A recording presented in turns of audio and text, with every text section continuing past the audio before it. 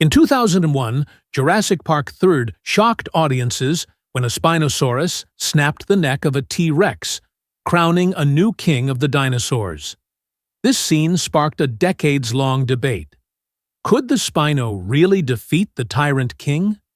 But while fans argued over bite forces, they missed the bigger picture. Spinosaurus wasn't trying to be a better land predator. It was something far stranger. A 50-foot biological submarine. It turned its back on the land to become the only dinosaur to truly conquer the water.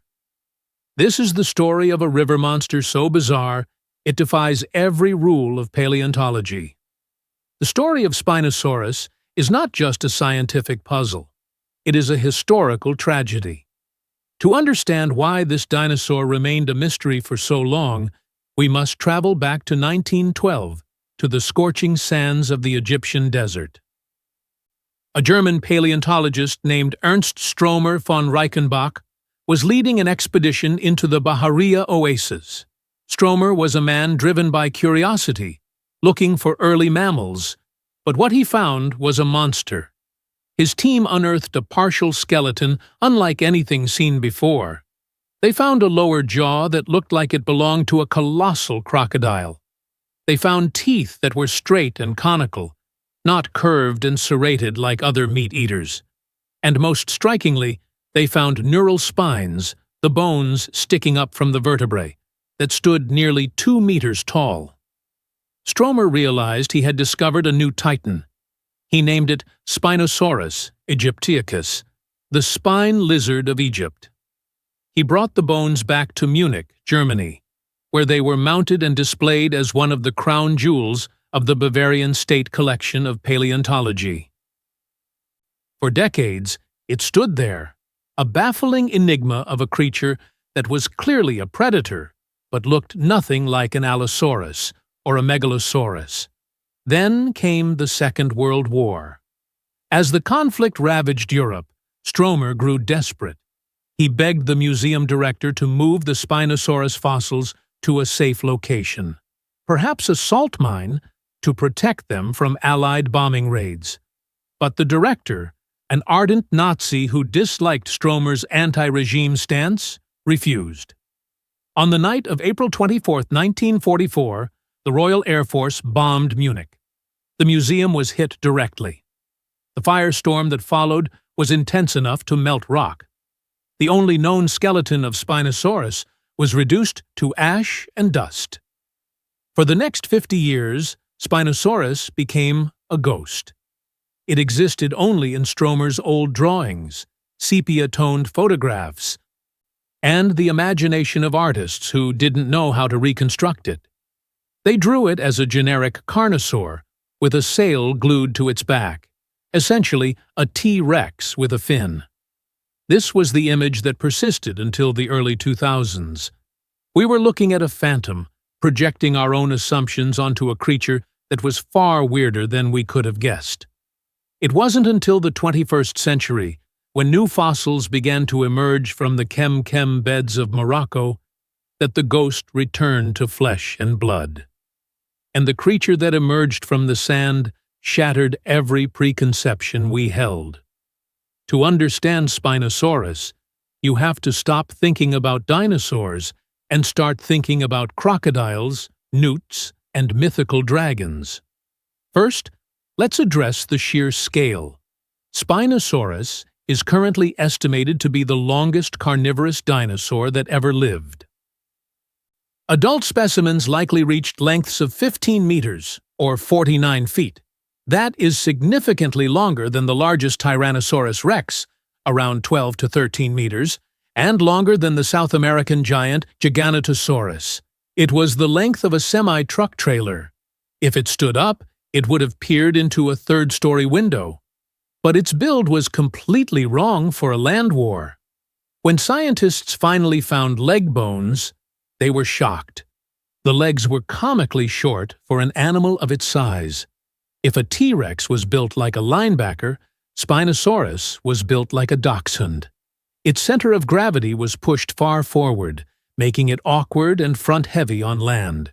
For years, this baffled researchers.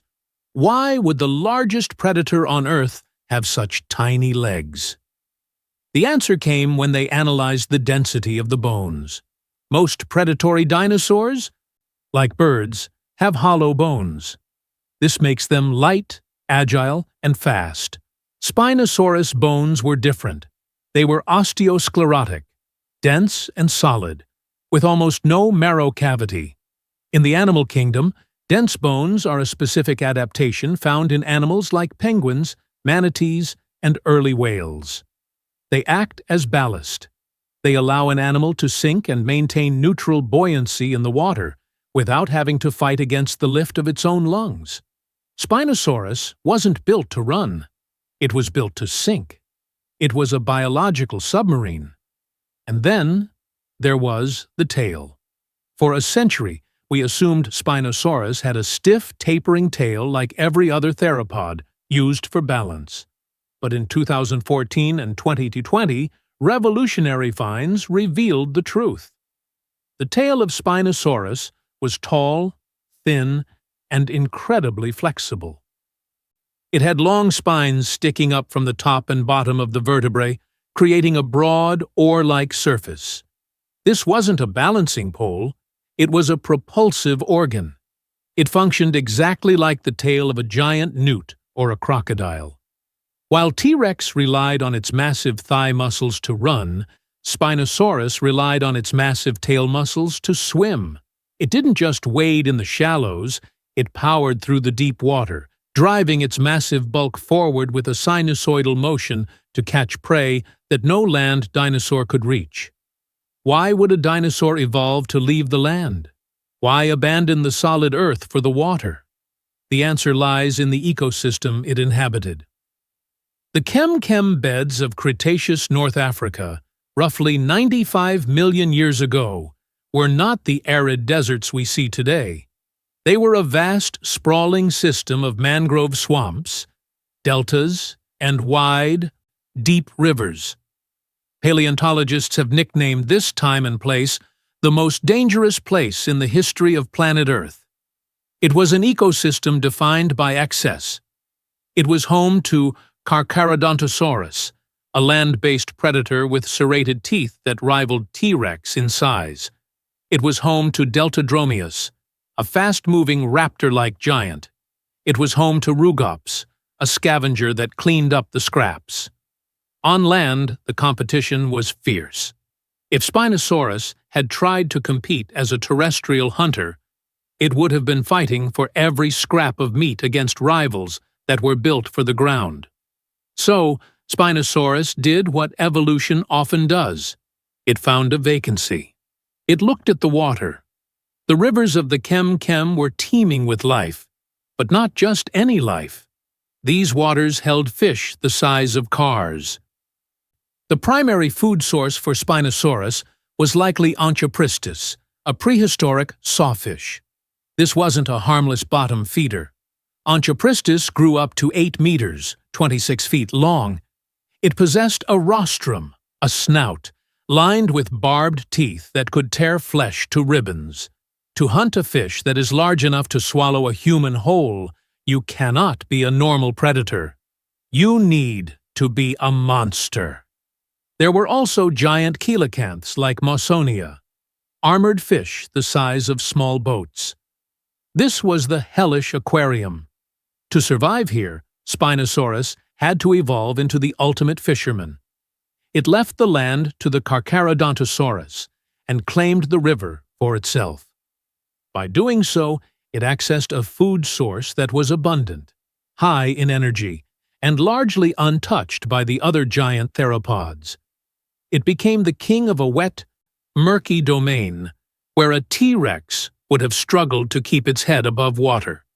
Every inch of the Spinosaurus was fine-tuned for this aquatic lifestyle. Its skull is the most obvious indicator. Unlike the boxy, crushing skull of a tyrannosaur, the snout of Spinosaurus was long, narrow, and slender, resembling that of a modern gharial. This shape is hydrodynamic. It allows the animal to sweep its head sideways through the water with minimal resistance to snatch a passing fish. Inside that jaw were teeth that told a specific story. A T-Rex tooth is serrated, like a steak knife, designed to slice through meat and crush bone. A Spinosaurus tooth is smooth, conical, and round. It looks like a spike. These teeth interlocked perfectly when the jaw was closed. This design is not for slicing. It is for gripping. Fish are slippery. If you bite a fish with a serrated knife, it might slide out. If you bite it with a cage of spikes, it stays trapped. Spinosaurus didn't kill with a crushing bite. It killed by piercing and holding, thrashing its prey until it was subdued. But hunting in the murky, sediment-filled rivers of the Cretaceous meant that vision wasn't always reliable. The water would have been dark, clouded with mud and blood. So Spinosaurus evolved a sixth sense. At the tip of its snout, paleontologists found hundreds of tiny holes called neurovascular foramina. In modern crocodiles, these holes house pressure sensors that can detect minute disturbances in the water. A crocodile can sense a wildebeest drinking in the dark just by the ripples it creates. Spinosaurus likely possessed this same tactile sense. It could hunt blind. It could feel the pressure wave of an Onchopristis swimming nearby, snap its jaws shut with reflex speed precision, and secure a meal without ever needing to see it. Even its hands were specialized. Unlike the tiny, two-fingered hands of T-Rex, Spinosaurus had massive, robust arms equipped with 3 fingers. The first finger bore a monstrous, curved claw that resembled a meat hook. These arms were strong enough to tear through the tough skin of fish or to dig into the muddy banks of the river. It could use these claws to gaff a giant fish like a grizzly bear snatching a salmon, hauling the slippery prey out of the water to be consumed. Of course, we cannot talk about Spinosaurus without addressing the elephant, or rather, the sail, in the room. The neural spines on its back grew up to 2 meters, 7 feet tall, supporting a massive web of skin. This is one of the most iconic and puzzling features in dinosaur anatomy. What was it for? For decades, the leading theory was thermoregulation. Scientists thought the sail acted as a giant solar panel, allowing the cold-blooded dinosaur to warm up quickly in the morning sun, giving it an energy boost over its prey. Or perhaps it was a radiator to dump excess heat in the scorching African afternoon. But as we learned that dinosaurs were likely warm-blooded, this theory lost traction. Others suggested it was a hump of fat, like that of a camel or a bison, used to store energy for lean times. But the structure of the bones is too thin and delicate to support a massive hump of heavy fat. The most likely answer, supported by modern comparisons, is display. In the murky, crowded environment of the Chem River system, a 7-foot billboard on your back is a powerful communication tool. It says, "I am here, I am huge, and this is my river." Imagine 2 of these 15-meter giants circling each other in the water. They don't want to fight. A fight between 2 apex predators usually ends in death for both. Instead, they flush their sails with blood, turning them vivid red or orange. They roar and turn sideways to present the largest possible profile. The one with the smaller sail backs down. The sail was a warning flag, a billboard of biological fitness. It was a structure purely for showing off, a testament to the fact that in nature, looking big is often just as important for survival as actually being big. Some speculative theories even suggest it helped with swimming, acting as a stabilizer or a keel to prevent the animal from rolling over while wrestling giant fish, much like the dorsal fin of a sailfish. While unproven, it fits the image of the animal as a master of the water. Now, we must address the question that brought us here. The question that has fueled 1,000 YouTube comments and playground arguments. Could Spinosaurus kill a T-Rex? The movie Jurassic Park 3 showed the Spino snapping the T-Rex's neck. But in reality, this fight is a clash of incompatible gladiators. On land, Tyrannosaurus rex has every advantage. It was built for terrestrial combat.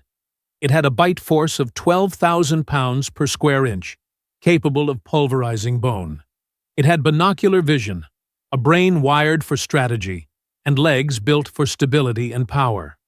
Spinosaurus on land was out of its element. Its center of gravity was wrong. Its jaws were designed for gripping fish, not crushing the thick, muscular neck of a 9-ton theropod. Its teeth would snap against the T-Rex's bones. If a T-Rex caught a Spinosaurus on dry ground, the river monster would be crushed.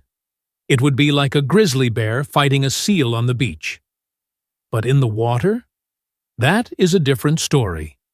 If a T-Rex stepped into the deep river, it entered the domain of the Spino. In the water, Spinosaurus was agile, fast, and deadly. Its dense bones allowed it to submerge. Its tail gave it power. It could outmaneuver the heavy, buoyant Tyrannosaur. It wouldn't need to bite through the neck. It would just need to use its massive weight and aquatic agility to drag the T-Rex under. It would hold the king down until the bubbles stopped rising. However, the most important fact is this: they never met. They lived on different continents, Africa versus North America, and were separated by nearly 30 million years. The fight only exists in our imagination. And that's okay, because Spinosaurus doesn't need to kill a T-Rex to be impressive. It stands on its own as the most specialized, unique, and daring experiment in dinosaur history. Spinosaurus proves that evolution is not a straight line, but a branching river full of surprises.